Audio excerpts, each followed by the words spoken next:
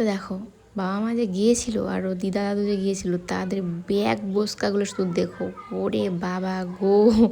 তো এদিকে দেখো সোনুর জন্য কি এনেছে, রানীর মোটুক নিয়ে এসেছে সোনুর দিদন আর দাদু। বাহ, সোনু তো দেখে ভীষণ খুশি। তো মা বলছিল ভাই নাকি সোনুর জন্য এরকম একটা কিনে দিতে চেয়েছিল, তখন পায়নি, আর তো হলোই না সেটা, ভাই হারিয়ে গেল। তো এদিকে দেখো তাই সেই ইচ্ছেটা মা এনে দিয়েছে সোনুর জন্য।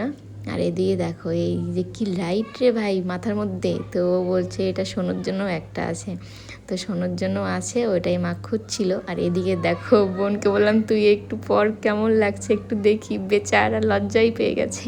আর এদিকে দেখো কীভাবে ছুঁড়ে ছুঁড়ে মারছে মা, কারণ ছোবে না আমাদেরকে।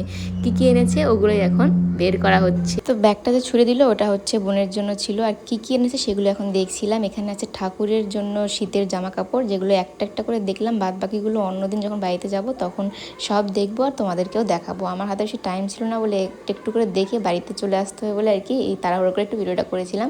তো এখন দেখলাম শাড়ি, মা দেখাচ্ছিল না, তো তারপর বললাম না তুমি দেখাও, আর যদি আমার থাকে তাহলে আমাকে দিয়ে দাও, আমি নিয়ে যাবো। তো এদিকে দেখো ওই হলুদ কালার শাড়িটা সত্যিই আমার খুব পছন্দ হয়েছিল, কারণ মা সেটা জানেই যে আমার হলুদ কালার খুব পছন্দ। তো যাই হোক বোনকে নিতে আগে বলেছে, ওই জন্য বোন হলুদটা নিয়েছে, আর আমার কপালে জুটেছে এই অরেঞ্জ কালারটা। তো যাই হোক জুটেছে এই কত। আর এদিকে মায়ের জন্য আছে হচ্ছে ওই গোলাপিটা আর একটা লাল সাদা। তো যাই হোক পেয়েছি এই অনেক। আর এদিকে বোনের শাড়িটার একটু ভালো দেখলাম, ডিজাইনগুলো একই কিন্তু ওই শুধু কালারটা একটু আলাদা, তাই কি। আর এদিকে এই মালাটা আর কি এনেছে, তোমরাই বলো মালাটা দিয়ে কী করবো ভগবান জানে। আর ওই সাদা আর লালটা মায়ের জন্য পুজো টুজোর জন্য আর কি। তো ঠিকই আছে, সবগুলো জিনিসই খুবই সুন্দর, আর বাদ বাকি যা আছে সব অন্য সময় গিয়ে দেখবো, তোমাদেরকেও দেখাবো। আর টাইম ছিল না বেশি, এর জন্য বাড়িতে চলে এসেছিলাম। আর এই দেখো সোনুর জন্য একটা রানীর মোটুক, একটা মাথার বেল যেটা লাইট জ্বলে, আর ওই নিচের যে ফুলের মালাটা ওটা নাকি আমার জন্য, শাড়িটাও আমার জন্য। ওই মালাটা আমি কী করবো তোমরাই বলো। তো যাই হোক সোনুর কাজে লেগে যাবে।